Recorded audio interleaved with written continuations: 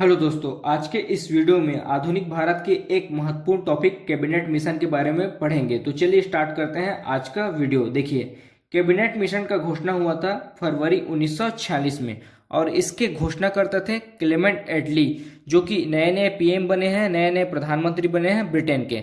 मैं आपको ब्रिटेन के आम चुनाव के बारे में थोड़ा सा बता देता हूँ। देखिए, जुलाई 1945 में हुआ था ब्रिटेन में आम चुनाव और इसमें लेबर पार्टी से लड़े थे क्लेमेंट एटली और रूढ़िवादी पार्टी से लड़े थे पूर्व ब्रिटेन के प्रधानमंत्री विंस्टन चर्चिल। और इस चुनाव में विजयी होते हैं क्लेमेंट एटली और यही भारतीय स्वतंत्रता की मांग को स्वीकार करते हैं और उसे स्वीकार करने हेतु भारत में कैबिनेट मिशन भेजते हैं। क्लेमेंट एटली के द्वारा भारत में भेजा जाता है कैबिनेट मिशन भारतीय स्वतंत्रता की मांग को स्वीकार करने हेतु।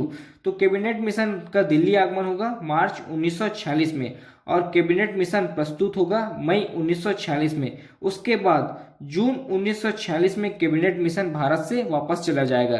तो कैबिनेट मिशन दिल्ली आया था मार्च 1946 में और उसका रिपोर्ट प्रस्तुत हुआ था मई 1946 में और कैबिनेट मिशन भारत से चला गया था जून 1946 में। और इस कैबिनेट मिशन का उद्देश्य था कि भारत में ब्रिटिश शासन को कैसे स्थापित किया जाए और भारत के राजनीतिक नेताओं से मिलना और उसके सुझाव को जानना। मतलब अभी भारत में अंग्रेजों का शासन है और उस शासन को भारतीयों को किस प्रकार सौंपा जाए, इस पर चर्चा करने कैबिनेट मिशन भारत आ रहा था और साथ ही भारत के जो राजनीतिक नेताओं हैं उससे मुलाकात करने, उससे सुझाव परामर्श जानने हेतु कैबिनेट मिशन भारत आ रहा था भारतीय स्वतंत्रता की मांग को स्वीकार करने हेतु। और इस कैबिनेट मिशन के अध्यक्ष बनाए जाते हैं पैथिक लॉरेंस और इस कैबिनेट मिशन में सदस्य के रूप में शामिल हैं स्टोफर्ड क्रिप्स, एवी एलेक्जेंडर। और एक चीज ध्यान रखिए कि लॉर्ड विवेल कैबिनेट मिशन के सदस्य नहीं थे, लेकिन वह इस प्लान का हिस्सा थे, इस प्लान में शामिल थे। उसके बाद देखते हैं कैबिनेट मिशन की सिफारिशें, क्या क्या सिफारिशें कैबिनेट मिशन में रखा गया था। देखिए, कैबिनेट मिशन के पहला देखते हैं सिफारिश।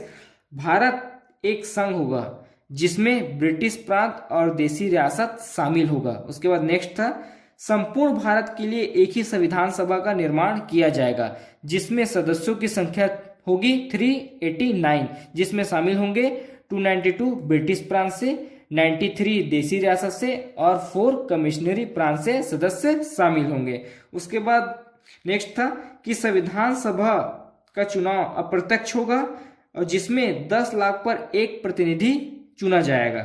उसके बाद नेक्स्ट था कैबिनेट मिशन में कि मुस्लिम लीग के द्वारा जो पाकिस्तान की मांग किया गया था उस मांग को अस्वीकार किया गया था। मुस्लिम लीग की पाकिस्तान की मांग को अस्वीकार किया गया था कैबिनेट मिशन में।